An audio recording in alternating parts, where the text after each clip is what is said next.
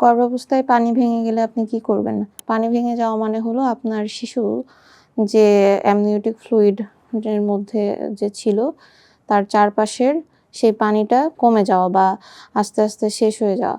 যার ফলে শিশুর যে অ ওখান থেকে অক্সিজেন সাপ্লাই পেত বা অন্যান্য যে সাপ্লাই পেত, সেটি আর পাবে না। ফলে এখানে শিশুর ক্ষতি হবে। তো আ পানি ভেঙে গেলে আপনি কি করবেন? অবশ্যই একজন নিকটস্থ চিকিৎসকের পরামর্শ নিতে হবে এবং তার শরণাপন্ন হতে হবে। আর পানি ভেঙে গেলে আপনি খেয়াল রাখবেন যে এই পানির রংটা আসলে কেমন? পানির রংটা যদি হালকা হয় এবং স্বচ্ছ হয় এবং অনেক বেশি দুর্গন্ধযুক্ত না হয় তাহলে এটি স্বাভাবিক।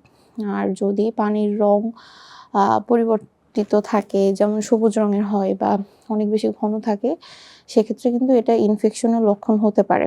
আর পানি ভেঙে যাওয়ার সাধারণত ১২ ঘন্টার মধ্যেই ডেলিভারি হয়ে যায়। আর যদি না হয় তাহলে সেক্ষেত্রেও এটা একটা সমস্যার কারণ হতে পারে। এ কারণে পানি ভেঙে যাওয়ার সাথে, সাথে আসলে হসপিটালে চলে যেতে হবে। এটি নিয়ে বসে থাকলে মা ও বাচ্চা উভয়ের জন্যই অনেক হুমকির কারণ হতে পারে।